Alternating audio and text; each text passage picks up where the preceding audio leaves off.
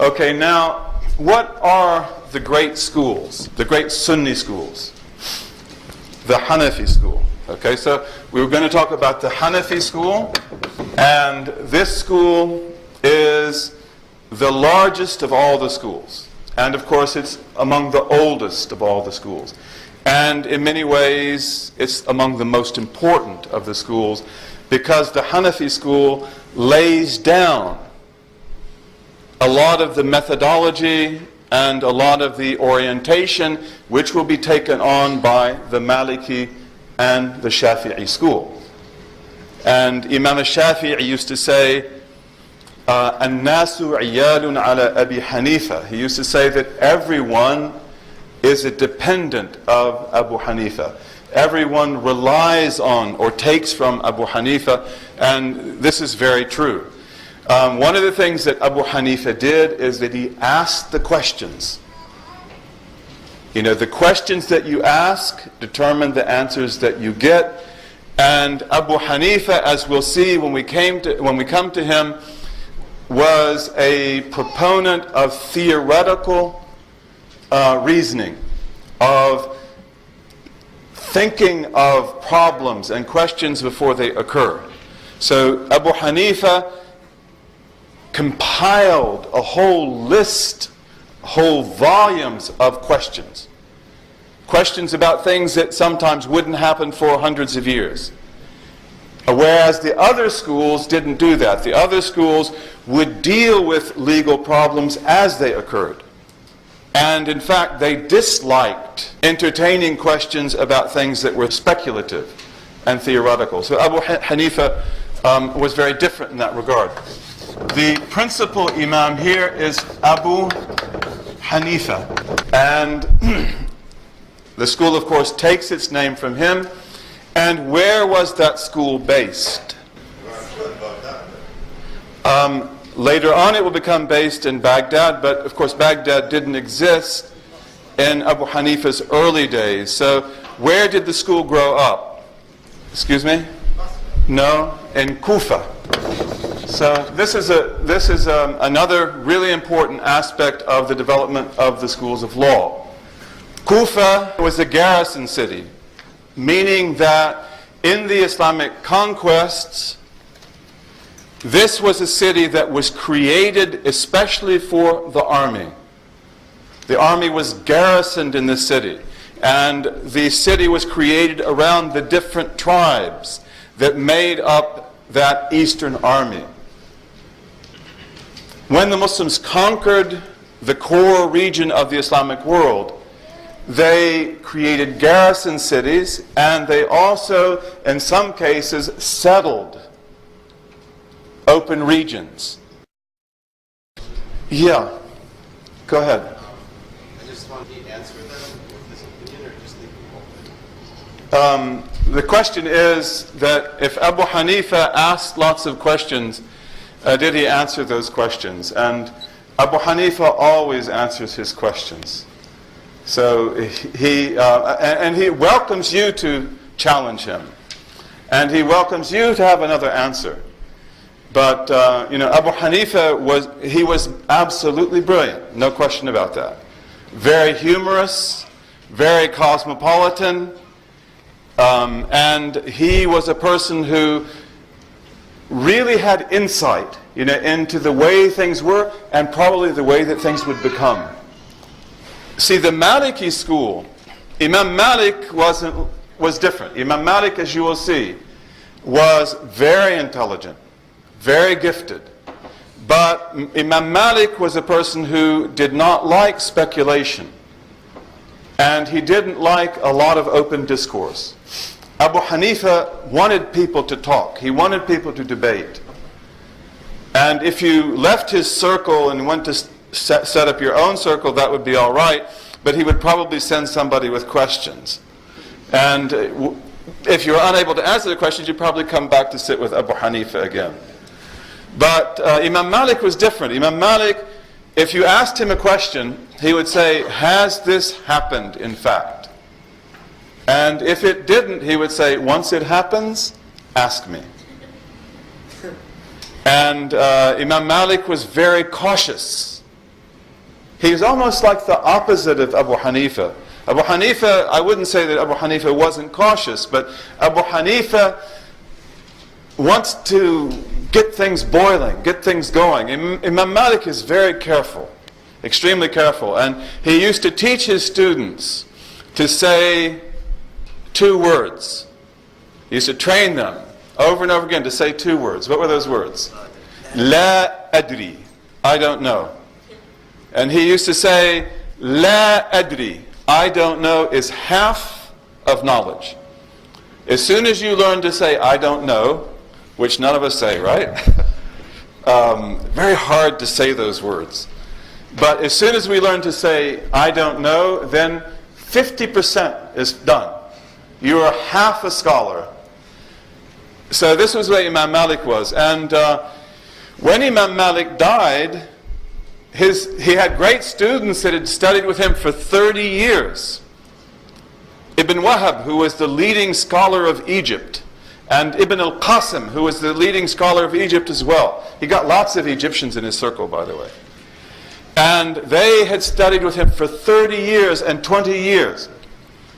But they didn't really have a school. And so one of the Malikis, who was from Iraq, he went to the circle of Abu Hanifa and he got all their questions. He didn't get the answers. He got all their questions. He didn't want their answers. He wanted his answers. But he got all the questions of Abu Hanifa, which is volumes of questions. And then he came to Medina and he found that Imam Malik had passed away. Actually, when he went there, Imam Malik was still alive. And when he came back, Imam Malik had died. And then he would go to the major students of Imam Malik and ask them, did Imam Malik answer this question? If he did, they would write it down. If he didn't, he would say, how do you think he would have answered this question? And then they would say, he probably would have answered it this way. And they would give proof. That's where the Maliki school comes from. So again, as Imam Shafi'i said, al-fiqhu iyalun ala Abi Hanifa. That's the statement. That jurisprudence or fiqh is a dependent, it's a child, a dependent child of Abu Hanifa. The Malikis took their questions from him, they developed their school that way. This is a very, very interesting story. But in any case, we'll look at these schools, we'll try to look at the Shia also, we'll try to talk about the differences, the different, the different considerations that come into play historically and politically and otherwise. The importance of Abu Hanifa is essentially in the formation of law schools. And in the case of the Maliki school, the fact that he articulated so many issues was something that engendered the creation of the Maliki school, because they took those questions from Abu Hanifa's people and then they tried to provide themselves with answers for the same questions but from their own perspective. So Abu Hanifa was very theoretical. He was very speculative. And with the exception of Abu Hanifa and one of his teachers, maybe nobody else was. So in the great speculative work that Abu Hanifa did, he began to explore horizons that didn't even exist. And that meant that legal theory became enriched by that. Now, also with regard to methodology, he and his school are very important. So he's a very central figure. Then there was a scholar who came to Malik with those legal opinions of Abu Hanifa. You remember we talked about that just at the beginning of the class, and then we talked about it also last time. And he asked people, how would Malik answer these questions? This was after Imam Malik had died. But this man Sahnun, he brought all the questions from Kufa, and then he says, okay guys, what would Malik say about this? You know, we've got to get our act together. The Hanafis are answering all these questions like, we've got to have an answer too. So he sat with the great students of Malik. And they said that we would answer the question this way or that way. And then he compiled that. And he called the book the Mudawwana, which means the ordered compilation. Okay? Now, this distinguishes him from Abu Hanifa very clearly, who not only were his opinions compiled and researched, but they were ordered analogically, and they became, as we pointed out earlier, the foundation even of the Maliki school, because the Maliki school will take over the questions that had been asked in the Hanafi school and try to give them a Maliki answer. So Imam Abu Hanifa is a catalyst for the generation of a legal thought. And his books are compiled. But Abu Hanifa, first of all, I don't see how anybody can know about Abu Hanifa and not love him. Abu Hanifa was a brilliant human being. Abu Hanifa was a blessing to this ummah. Abu Hanifa is an inspiration to humanity, not just to Muslims. And one of the greatnesses of Abu Hanifa is that he tries to make things easy. So many people do just exactly what you say. So Imam Abu Hanifa is of the same generation as Imam Malik. Imam Abu Hanifa is a little bit older, but they were of the same generation. They knew each other.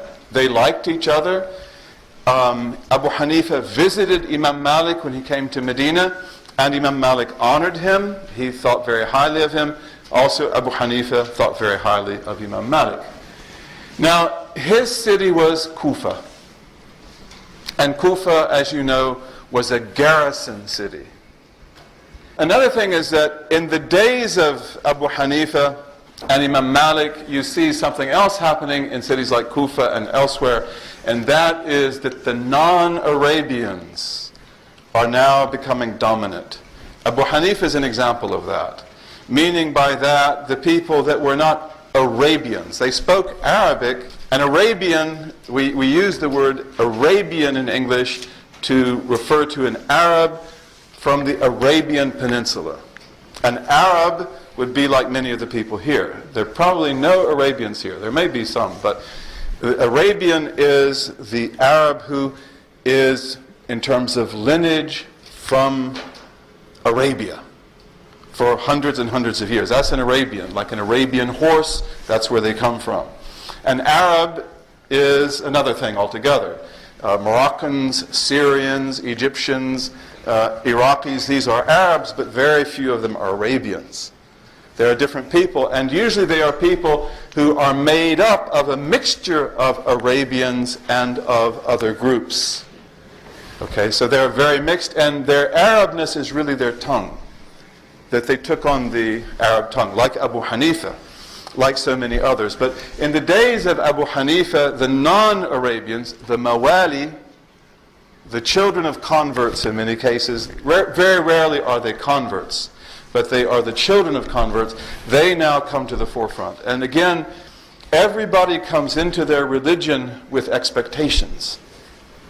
You know, when an African American enters Islam, there are expectations. I expect this religion to give me something. When a Euro-American comes into Islam, there are expectations. Everybody has their expectations, and they will usually fulfill those expectations. Now, the Mawali, the non-Arabians, they had very different expectations than the Arabs. They basically wanted to create a civilization. They were people from a civilization. They are the ones who create the schools because they become disciples. The Arabians would hardly ever do that. They would be a disciple if they were maybe a boy like Anas ibn Malik. But as adults know, they have other things to do. They've got to learn to hunt, to fight, to do all sorts, make poetry. They've got lots of things to do. Whereas an Egyptian like Ibn Wahab, who speaks perfect Arabic, but he's an Egyptian, he's a Mawali, he will be Imam's disciple for 30 years. Ibn Qasim, another Mawla from Egypt. He will be Imam Malik's student for 20 years. Getting his opinions, checking the opinions, writing them down, making books, compiling, getting questions, getting answers. And this is where the schools come from. And it's very important because also you remember that in the beginning we talked about the issue of paradigms. That you've got to know what are the paradigms behind the schools. And of course the Mawali, they have paradigms. The Arabians have paradigms too. They're very different. But you've got to be attentive to that because they have certain, in their expectations, they also have certain conceptions which will tend to direct the law in a particular direction. Okay, they have certain intentions, certain expectations there too. Now, in Kufa, you also have a local tradition, like Medina. Of course, the people of Medina might say that this is not too much, but for the people of Kufa, this is great. This was the city of Abdullah ibn Mas'ud, the great companion of the Prophet. This was the city of Imam Ali. So here you have an amal, and Abu Hanifa follows the amal of Kufa, by the way. The amal of Kufa for him is important, like the amal of Medina is for Malik. And that goes back to Imam Ali, and it goes back to Abdullah ibn Mas'ud, and to others. Then you have Shuraih, the great judge, appointed by Imam Ali, who was probably the greatest judge of his time in Kufa. For 60 years he was a judge. So as a judge, he's creating local practice, right? And then you have Sha'bi, who was a great successor. And you have Ibrahim al-Nakhai, who is directly in the line of teaching Abu Hanifa. And you have Sa'id ibn Jubair, and you have others. So again, the point, these names may not mean a whole lot to you, but in Kufa, again, Abu Hanifa doesn't come out of the air. He is a person who inherits a deep tradition, and Abu Hanifa sees himself as imbibing that tradition and then passing it on. Now, Abu Hanifa is distinctive for many things, but one of the things that we see about him is that Abu Hanifa was very much concerned with theology. All of the Imams are. Malik also has theological statements, but Abu Hanifa is different because Abu Hanifa is directly involved in theological dispute. Abu Hanifa is concerned with everything, 100%. He's concerned with the political domain. Okay, he's fundamentally concerned with theology. And now the Hanbalis are like that too, and we'll look at that when we come to the Hanbalis. The Hanbalis also have generally a particular theological perspective that they take. Abu Hanifa also has a theological perspective, and his theological perspective is really brilliant. I mean, I say that with complete conviction. Imam Abu Hanifa in the theological domain was really brilliant, and he laid the basis for a theological tradition which is closely associated with the Hanafi school that really answers a lot of questions that we today probably can't answer through any other tradition. So he's really brilliant. But Imam Abu Hanifa was very concerned with theology. And here we have another point, and that's the fact that when we study the schools of law in depth, and that's not what we're doing here. Here we're just sort of talking in general terms and, getting an overall view. But when you do an in-depth study of the schools, they really have to be linked with theology also. Even though Imam Malik was not extremely concerned with theology, and Imam al-Shafi'i was also not extremely concerned with theology. These two are not extremely concerned with that. They are to some extent, and their schools later on will be. But the Imams themselves were not too much, they didn't talk about that very much. But nevertheless, the theological background is really important. And the idea that kalam, which is Islamic theology, is somehow opposed to fiqh, which is law. This is another false paradigm. So it's probably must be about number 13 or so that we've had so far. And Abu Hanifa has probably 3 works at least. He has actually more than that are on the theological debates of the time. And we won't go into that in great detail, but it's very important because Abu Hanifa, in this regard, is an imam not only of law, but he is an imam of theology. And there are theological schools that will come directly out of Abu Hanifa that believe themselves to be following exactly what he did.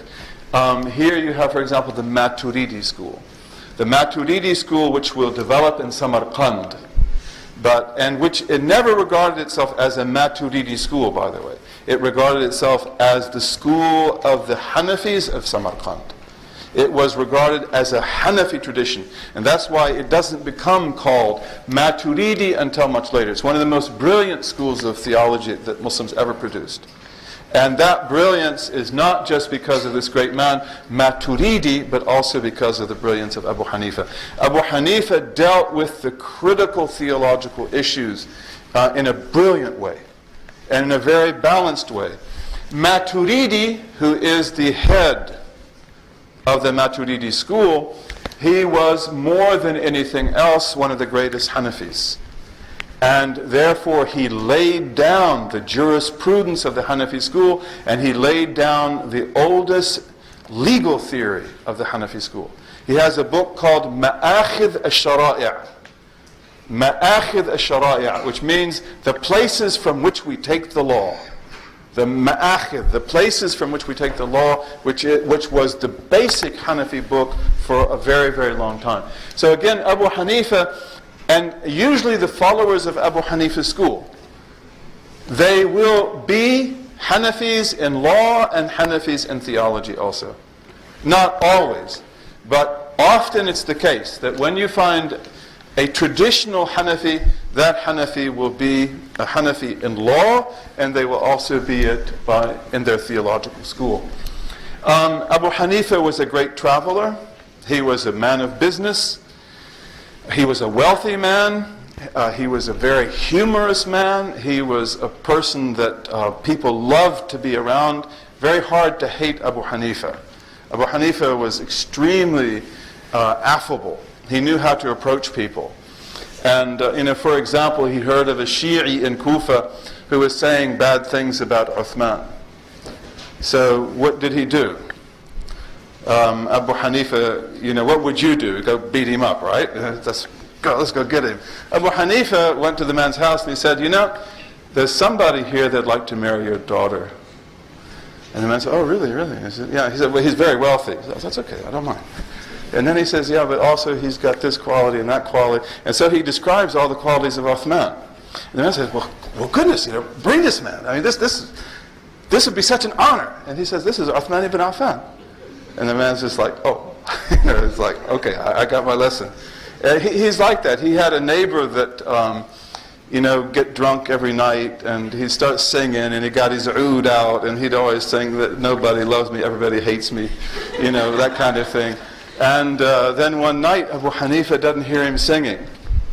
And so they said, he says, where is he? He said, he's in jail. They picked him up. He was drunk. He was singing. So Abu Hanifa gets on his mule. They usually rode mules. Mules are very nice, by the way. Anybody know what a mule is? Anybody know? Because I'm a farm boy, see. I know horses, donkeys, mules, all that. But mules are really good. They're really tough. They're big. They're dependable. They're just great.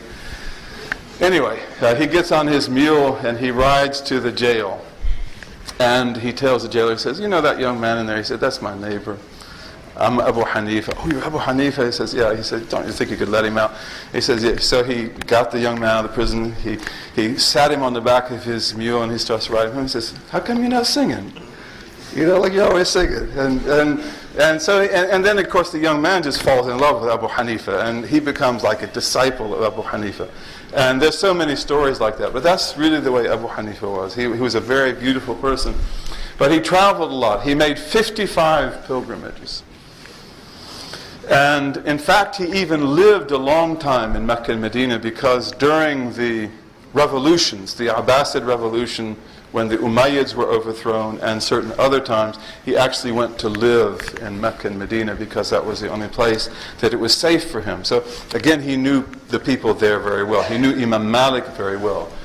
And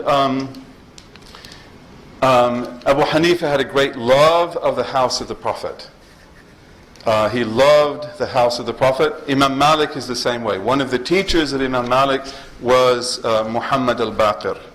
Imam Muhammad al-Baqir and Imam Ja'far al-Sadiq. These were teachers of Imam Malik.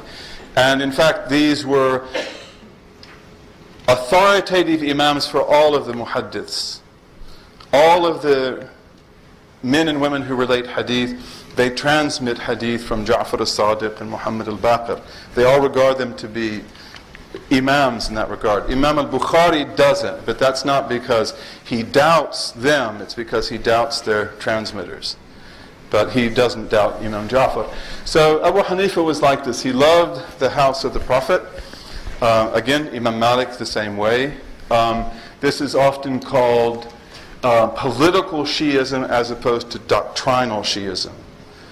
And so and also Imam Abu Hanifa supported the house of the Prophet. He supported Imam Zayd ibn Ali, who is, of course, the eponym of the Zaydi school when he rebelled against the Umayyads, and then later Muhammad al-Nafs al-Zakiyya, when he rebelled against the Abbasids. Abu Hanifa also stood on his side. Imam Malik also stood on his side. Okay, now we'll try to finish up here. Sorry about that. As a teacher, I think the main thing here, we'll come back to this, I think, but Imam Abu Hanifa's method is very different than Imam Malik's. Imam Malik's sessions were large.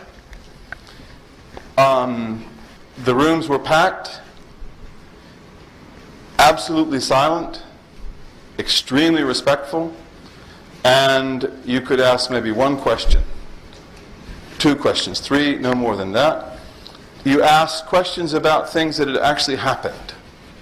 And some of the great students of Imam Malik, like Ibn Wahab and Ibn al-Qasim, they were with him, as you know, 20 years and 30 years. There are certain questions they never asked Imam Malik because they just couldn't do it. They couldn't bring themselves to ask that question. And Abu Hanifa is very different. Abu Hanifa likes to have a group. They sit in a circle. They talk. They debate.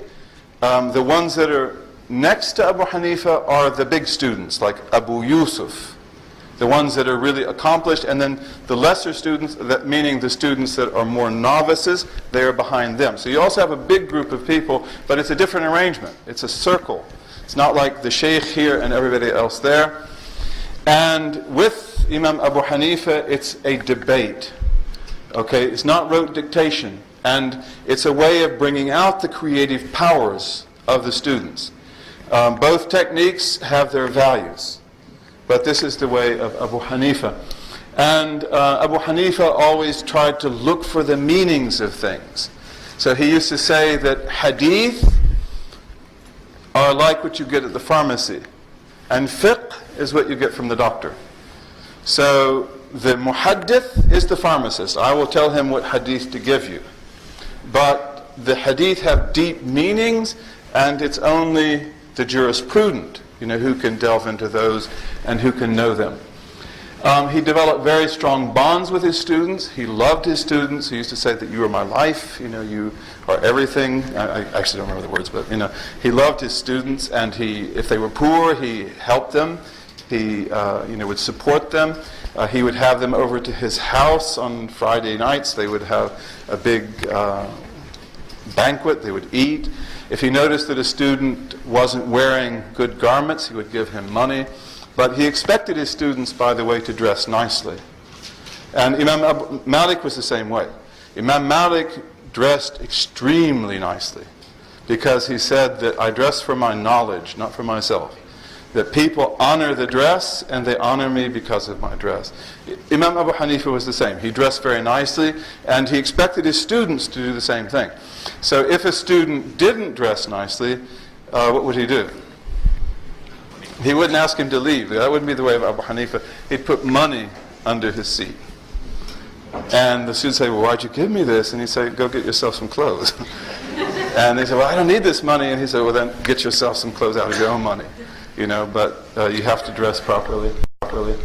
And, he would test his students. There's the case of Abu Yusuf, who's one of his most famous ones. Abu Yusuf decided to go into his own circle. That he's been with Abu Hanifa for a long time. So he said, I'll just go sit by myself. I really learned enough. So Abu Hanifa doesn't say, no, you can't go. This is not right. I didn't give you idhn. But he sent another person to the circle to ask him a question. And this is a question that no matter how you answer it, you get it wrong. If you say yes, it's wrong. If you say no, it's wrong. And so when he got it wrong, he said yes. He said no. He said no. He said yes. He said, okay, I'll go back to Abu Hanifa. And then he went back and he stayed with him for a number of years. Also, he would give parting counsel to his students. Before they would leave, he would always give them a wasiyah. Usually he'd write it. That is, their particular advice for them through their lives. And he kept a contact after that. So next time, inshallah, we will come back to Abu Hanifa, inshallah, and we'll try to look at his legal reasoning. And we'll try to look at some of these other issues also. Again, each of the four principal Sunni Imams has a very distinctive personality. Imam Abu Hanifa is humorous. He's very witty.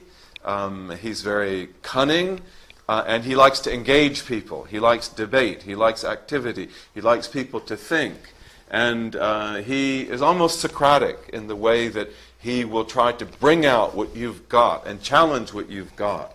And then he can put you in your place if you forget your position, because he's always a step above. So Imam Abu Hanifa, I think, is especially attractive to us in our time because of this way that he had of dealing. In the case, but Abu Hanifa was a very different man. And all of them are really beautiful human beings. But Abu Hanifa he's a Kufan. He lives in a highly pluralistic society. He lives in a society where there are Jews and Christians and Zoroastrians, where there are materialists, where there's everything. And he lives in Iraqi society, and the Iraqis have an ancient culture, and they have a deep culture, and they like to debate, they like to talk, they want to understand things. And Abu Hanifa felt this is good. And so then he used the hypothetical method. What if this happens? What if, for example, you give a garment to be dyed, and you go to the man who you gave it to, and he said, you didn't give me the garment in the first place. And then you go back the next day, and he says, here it is. Does he get 2 dirhams or not? That's the question that stumped Abu Yusuf, by the way, because you can't get it right. If you say yes, you're wrong. If you say no, you're wrong. You have to work it out. So Abu Hanifa loved that kind of thing, and his circle was alive. And again, it's a circle. Imam Malik is like sitting in the front. He's got all the people out there, and there's very little talking going on. Imam Abu Hanifa, it's like they're almost fighting. Except that again, he's got a circle, and it's the big guys around the circle. You've got to prove, you can't just come in and sit in the front of the circle. You've got to work your way up. But this is what Abu Hanifa loved, and he was the first to do that. He and his teacher, Ibrahim al-Nakha'i. Ibrahim al-Nakha'i did the same thing before him. But they would come to Abu Hanifa and they would say that this is not the way that we do things. Well, how do you do this? Look at Imam Malik, look at the others, they don't do this. And he said, there are going to be problems in the future. And he said, I prefer to consider the problem before it comes, and then when it comes, I have a solution. Which is brilliant. This is Abu Hanifa. He's a blessing. And that's why Imam al-Shafi'i said that al-fiqhu iyalun ala Abi Hanifa. That legal understanding fiqh is the dependent child of Abu Hanifa. That's Imam al-Shafi'i, and Imam Malik would say the same thing. So Abu Hanifa has the hypothetical method. Now, again, what is the basic technique of the Hanafi school? It is what? Analogy, generalization, ta'mimul adilla. You see, so it lends itself perfectly to the hypothetical method. The hypothetical method is the natural corollary. It's the natural consequence of Abu Hanifa's use of analogy and generalization. Because, okay, you've got the precept, right? You've got the norm. So, okay, what if this happens? What if that happens? Okay, let's work it out. What if that? And this is all worked out by the hypothetical method. And again, this was one of the greatest legacies that Abu Hanifa imparted. The Maliki school of law, as you know, one of the greatest Maliki books is the Mudawwana. A Mudawwana, which is the great codification of the opinions of Imam Malik. And Ibn Furat is the man who was sort of behind this. He didn't compile it, but Asad ibn al-Furat, he's the one who had the idea. Now, Asad was a Maliki, but he was a Maliki living up in Abu Hanifa's territory. And there were a lot of Malikis up there. There were a lot of Malikis in those days in Iraq, in Kufa, in Baghdad.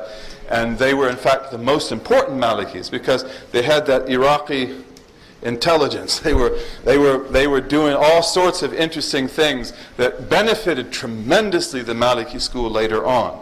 They laid down Maliki legal theory and so forth. But Asad ibn al-Furat, he's right up there in Kufa. And he listens to the circles of Abu Hanifa. And he says, these guys are asking really important questions. You know, you go to Medina, Imam Malik answers lots of questions, but that's because the whole world's coming to Medina. And they have lots of problems. They may not be able to ask the question, like the one that we talked about. But they ask about a lot of other stuff. So Imam Malik answers a lot of questions. And a lot of unusual things occur. They'll ask him about Spain. They ask him about Portugal. They ask him about Black Africa, Saharan Africa. They were asking about Sicily, Central Asia, and so forth. But again, Imam Malik will say, if it's an unusual question, he say, did that happen? And they say, no. He said, when it happens, ask me. That was the way he was. He said, once it's happened, you ask me. Don't ask me now. Abu Hanifa is not that way at all. It's like, what if this would happen? What if this situation would develop? What if it developed this way? So what Ibn al-Furat did is that he took from Imam Abu Hanifa's students all the questions they had. And then he went with them to Medina, and he got there around the time that Imam Malik died. And then he said, what would Imam Malik say now? Like, we've got all these questions of Abu Hanifa, let's see if we can't give them Maliki answers. That's exactly what the Mudawwana is. The Mudawwana is an attempt to put down the Maliki answer for the Hanafi question. And without this book and the other books like it, there would have never been a Maliki school. I mean, this is really what makes the Maliki school. And what the men who helped make this book will do, they will say that whenever you ask the question, if we know that Imam Malik actually answered that question, we will tell you. If he didn't, but he answered something close to it, we will base it on that. And if he didn't even answer that or even treat that subject, we will try to think in terms of his precepts how he would answer the question, and this will be our ijtihad. That's the Maliki school. So again, you see how deeply indebted it is to Abu Hanifa. Now again, as we said, analogical reasoning is extremely important in the Hanafi school. No other school, no other Sunni school approaches the Hanafi school in terms of its use of analogical reasoning. Abu Hanifa is proactive. And I think that's what he says, right? Because Abu Hanifa said, I prepare for the problem before the problem occurs, so that when it occurs, I know how to get in and how to get out. Which is a brilliant statement. A brilliant statement.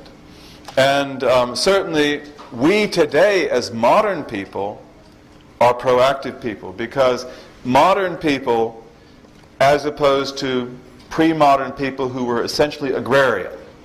You know, the pre-modern mentality is an agrarian mentality, even if you live in the city.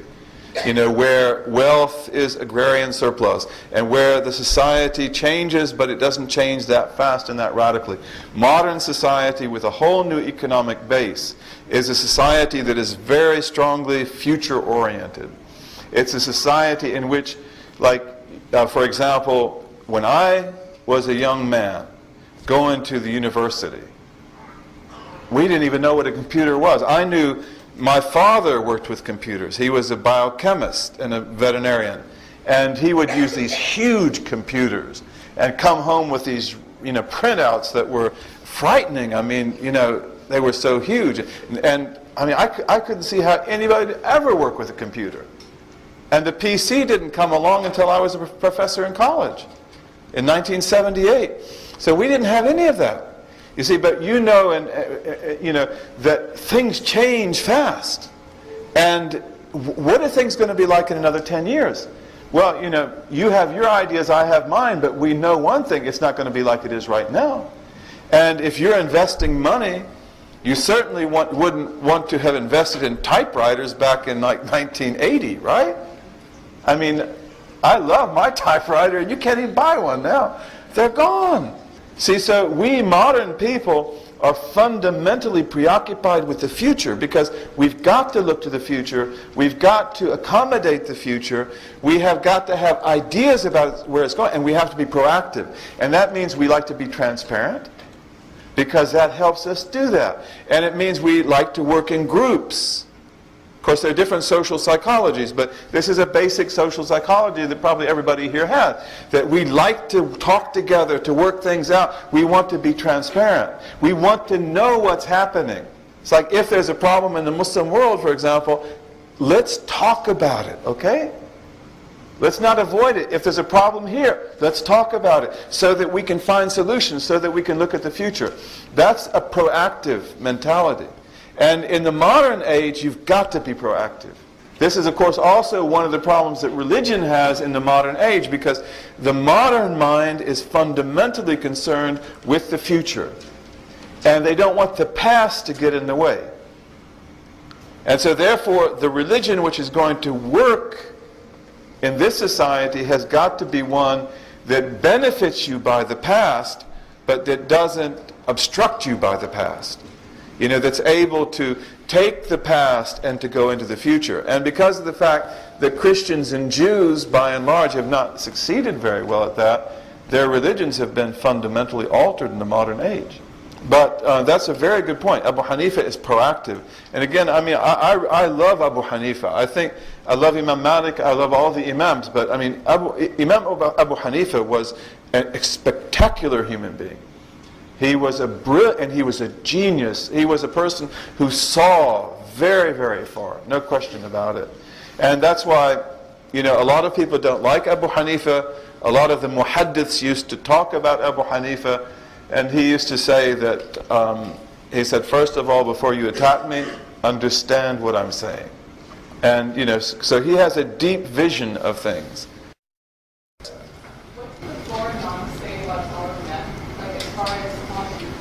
What did the four Imams say about following them? That's, of course, a really important question and a very appropriate question. In the case of Imam Malik, it's very clear that he felt that hundreds of other opinions were valid other than his own.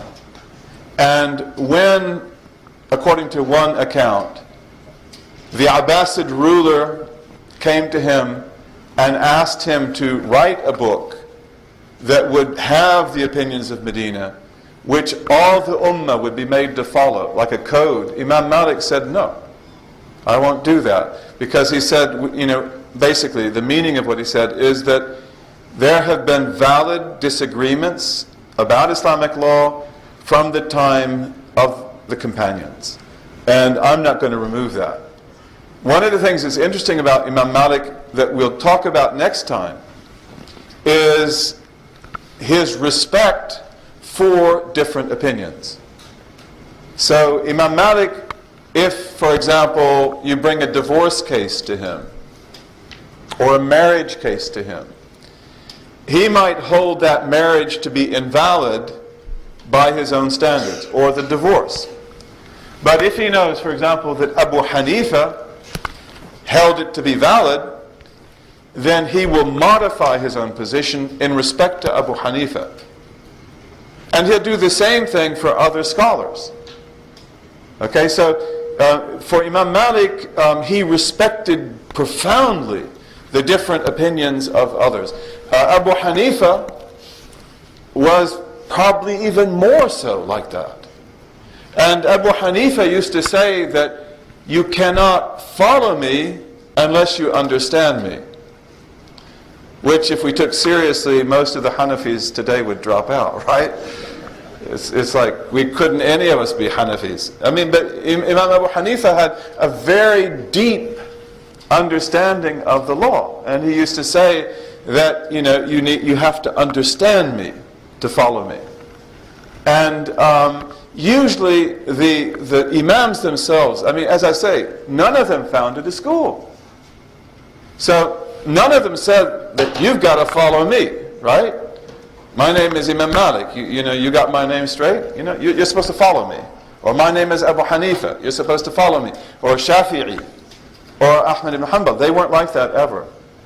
And this whole issue about what you can do and what you cannot do, this is something that, of course, we have to think about, as we go through this. Okay, now, here we come to Imam Abu Hanifa and political realities. Now, Imam Abu Hanifa was deeply involved in political concerns. To say that he was involved in politics would be misleading, because he didn't attempt to be a ruler. He never took a governmental position. But Imam Abu Hanifa was very concerned about the political realities of his time. Like Imam Malik, he also had very strong sympathies with Ahlul Bayt. And this is what we've called here the Alid sympathies. He had very strong sympathies with the house of the Prophet. And that was throughout his life. He lived, like Imam Malik, in 2 different empires. He was born in the Umayyad Empire. Okay, the Umayyads. So as most of you know, if not all, after the caliphate of the Prophet, peace be upon him, the 4 great caliphs, then you have the Umayyads take power. Okay, so the Umayyads ruled for almost 100 years. And Abu Hanifa was born in the Umayyad period, as was Imam Malik, and he didn't like them. He felt that they were oppressive. Imam Malik felt the same way. In fact, almost everybody felt that way. During the Umayyad period, he supported the rebellion of Zayd ibn Ali. And in the next class, we'll talk about Zayd ibn Ali, because Abu Hanifa and he studied together as well. They probably learned from each other. Imam Zayd learned from Imam Abu Hanifa. Imam Abu Hanifa learned from him. But when Zayd ibn Ali carried out a rebellion to overthrow the Umayyad dynasty, Abu Hanifa was on his side. He supported him. He gave him lots of money. And he also spoke to the Umayyad army and convinced many soldiers not to fight against him. Exactly what the nature of that political position was, we don't know. But we do know that Imam Abu Hanifa loved Imam Zayd, and that he supported him with his money, He supported him with fatwas, and that's what you know on the outside. Of course, in things like this, there can also be other types of support which nobody knows about. So that's very important. And after Imam Zayd ibn Ali was defeated and killed, then the Umayyads retaliated. This is towards the end of the Umayyad period. And they first of all wanted to appoint Abu Hanifa as a judge or as any other kind of official appointee. Because in the culture of that period, if you took an appointment, then that was a sign of allegiance. So if Imam Abu Hanifa would become a judge for the Umayyads, then that would mean that he supported the Umayyads. That would be like an oath of allegiance to the Umayyad ruler. And he wouldn't do that. He said, even if you appoint me to count the doors of the city, I won't do it. He said, even if you appoint me to count the number of gates on the city of Wasit, that was one of their main cities, in Iraq, he said, I wouldn't do that. I won't even count the doors for you. That's a very revolutionary statement. It's an extremely strong statement. I won't even count the windows in your buildings. I won't do anything for you. And he was beaten, he was tortured, he was put in prison, he was almost killed.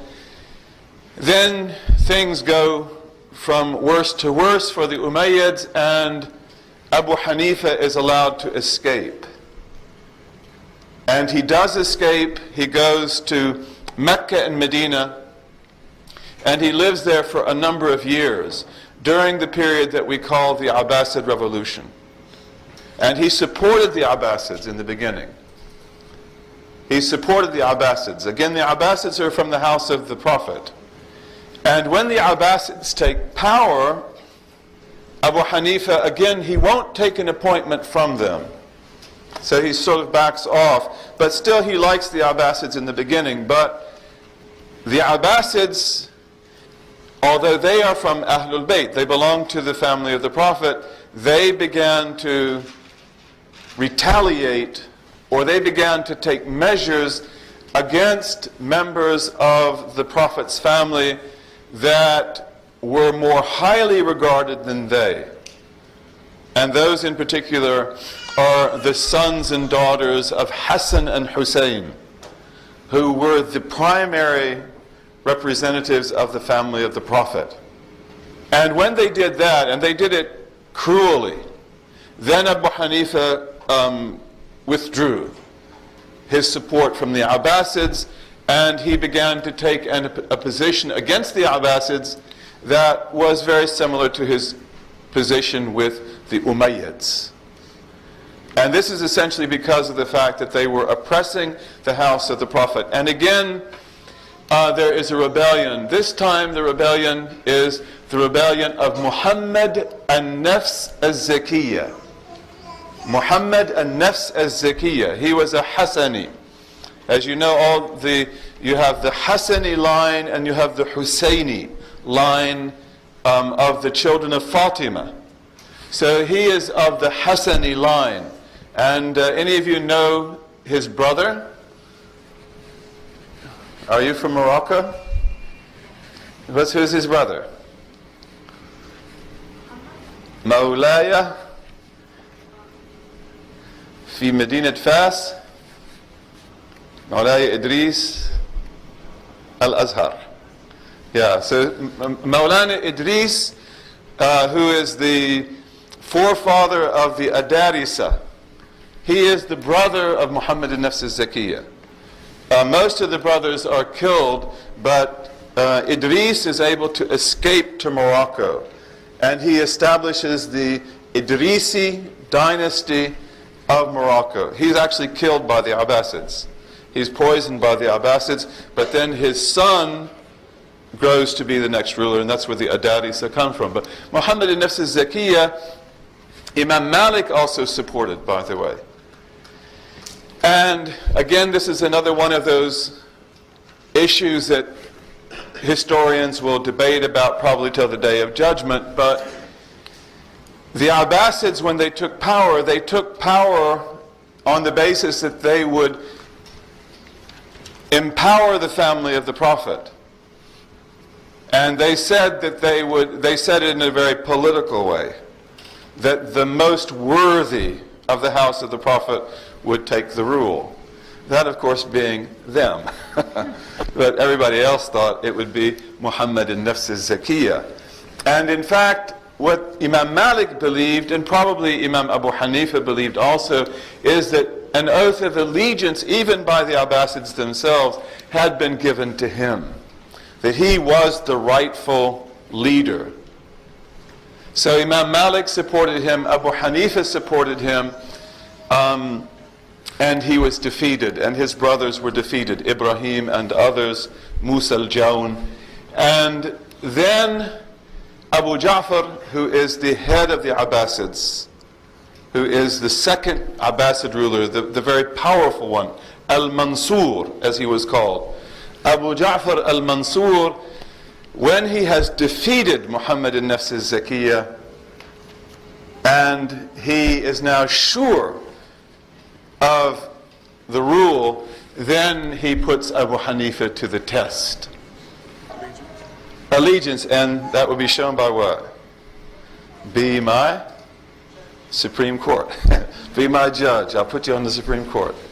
So again, Abu Hanifa said no. And again, as before, this time he said that he would, he counted the bricks. That's right.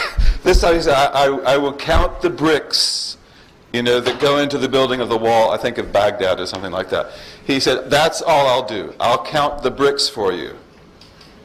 So this is a little bit better than Umayyads. He said, I won't even count your doors. He told them, I will count your bricks. And then when he was finished, they said, but we want you to be the judge. And again, because of the fact that the Abbasids had taken a very unfortunate, and again, this is what's really important, and this is what we'll talk about next week when we talk about the Shia, because this is very important, that Shiism in Islam didn't develop in a vacuum. It developed out of really unforgivable political oppression.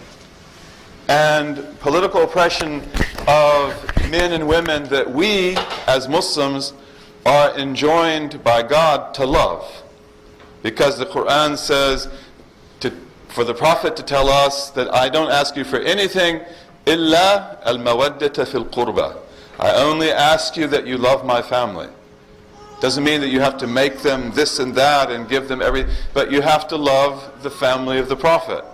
And the problem was that Muslims did love the family of the Prophet. And because they loved the family of the Prophet, wherever they were inclined to put them in power.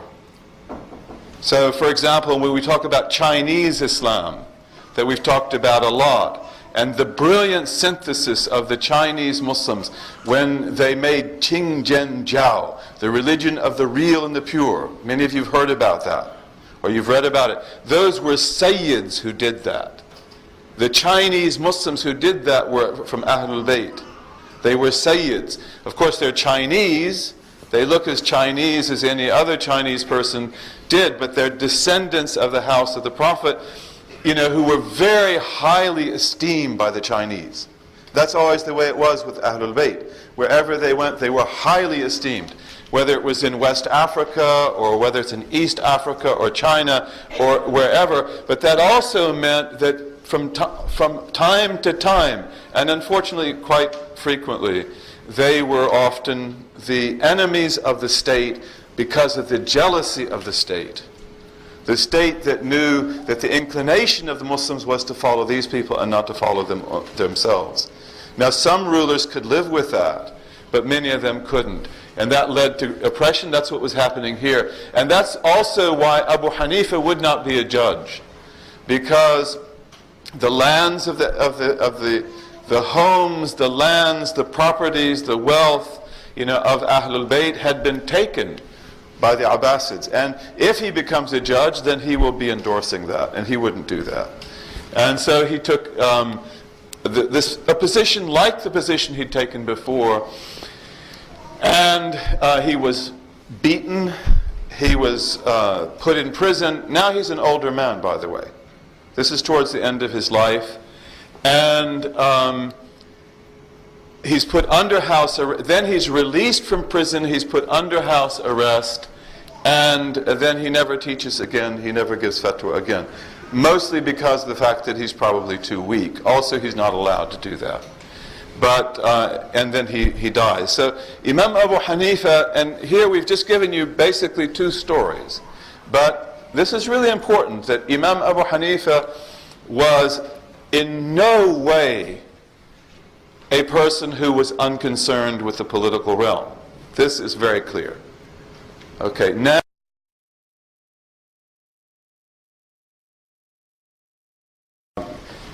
if, for example, we were all to become Hanafis, okay? You know, some people say that, they used to say that when the Mahdi comes, he will have his own madhab, and everybody will be happy but the Hanafis. And then when he leaves, they'll go back to the Hanafi school. But let's say that we were all to become Hanafis, you would have to have American Hanafis. If we were all to be Shafi'is, they'd have to be American Shafi'is. If they were to be Malik, and that's the way historically it was, that wherever a school spread, there was never one Hanafi school. There's a Hanafi school of Central Asia, there's a Hanafi school of India, there's an Ottoman Hanafi school, there's a Syrian Hanafi school, there are Malikis of Morocco, there are Malikis of Iraq, there are Malikis of Egypt, and one of the reasons why the schools developed like that is because, again, the regions are so different. There are also other reasons for that, but the schools always develop a certain way in a certain place, which they believe to be appropriate for that time and that place.